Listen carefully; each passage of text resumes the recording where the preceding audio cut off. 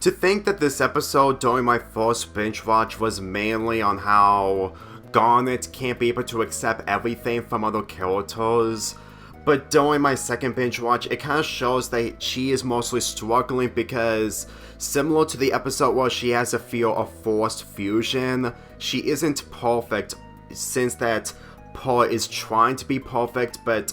she and Garnet are literally on the same level. Friendship, which is a space between friend and ship, is, well, Paul is just trying to move forward from what happened by trying to be confident, but at the same time, it's not doing any favors due to what she did from cry for help. And considering that this is also, well, they need to capture Peridot, which shows that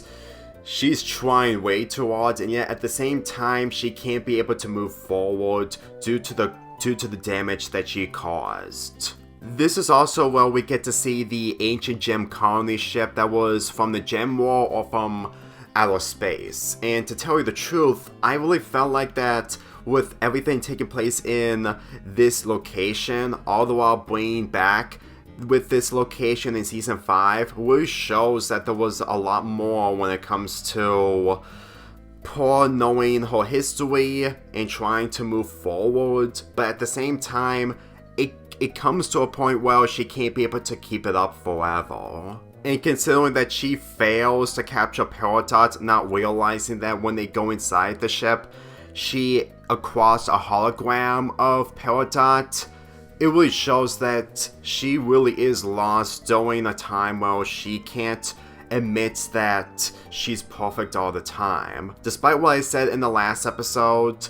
the difference is that Paul clearly can't be able to move forward when it came to the consequences of her actions. As for Garnet, with her struggles of trying to forgive Paul, especially after Cry for Help and during the road trip episode, really shows that her fusion of Ruby and Sapphire are difficult to control in the state that she's in. Believe me when I say this, is that whenever I think about Garnet in this episode, is the fact that she is mostly exposing her weaknesses, knowing full well that she isn't the tough crystal gem out of the three. I'm mainly disaccluding Steven in this, mainly the fact that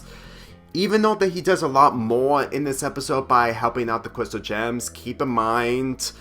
it doesn't change the fact that the crystal gems are having a difficult time getting along, and with this being mainly Garnet and Paul focusing on trying to work out the differences. We haven't even got into the diamonds when it comes to how powerful they are, not to mention the other gems from Homeworld. So to tell you the truth, when Amethyst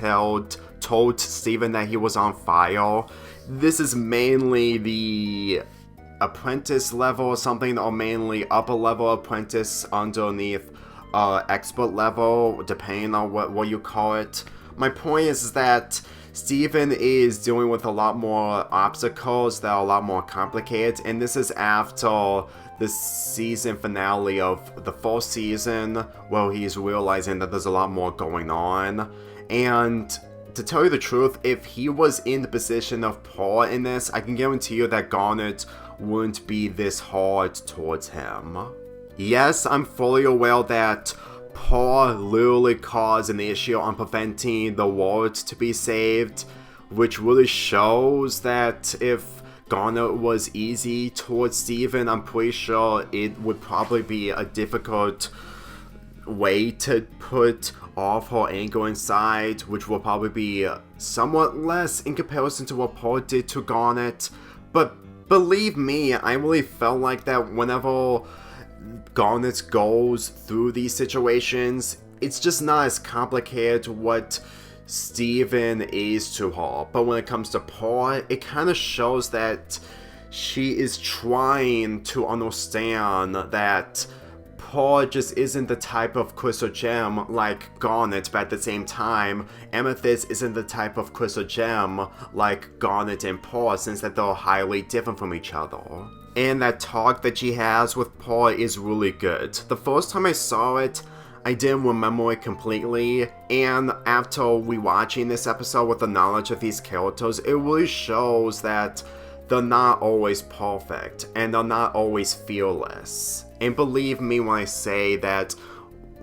during my first binge watch, Paul was mostly my favorite character when it comes to watching the first season episodes, but as the series progressed, I had a difficult time enjoying her, but that was back in 2020. Well, the series came to an end and the fanbase itself is always divided, but it's always the divide that's mainly the negativity. It's not completely negativity when it comes to the criticisms that are accurate, but let me just say that rewatching this episode really made me appreciate of how Paul is improving as a character, especially that she's no longer with Rose. As far as I'm concerned, whenever they think about fusing together in the way of pseudonics, it's always the opposite of Garnet's fusion with Amethyst, and the fact that they're willing to work out the differences in order to fuse, in order to get out in the situation that they're in,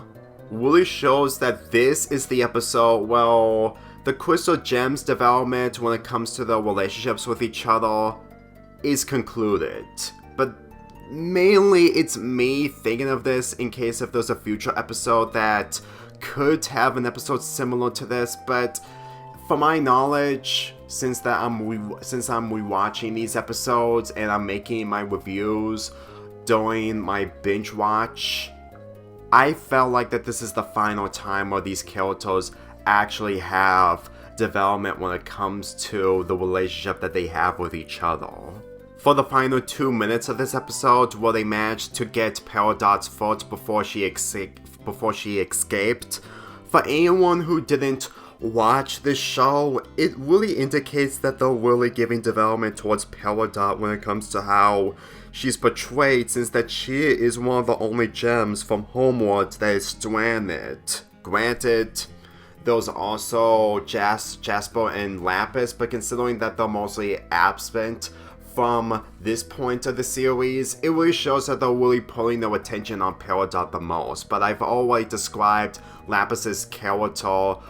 from the Steven Dream episode. We're getting into the most interesting episode centering around everyone's favorite gem character, but there's one more episode that we're going to be talking about tomorrow, and then after that, we're finally getting into the Peridot episodes. I'm giving this episode an 8 out of 10.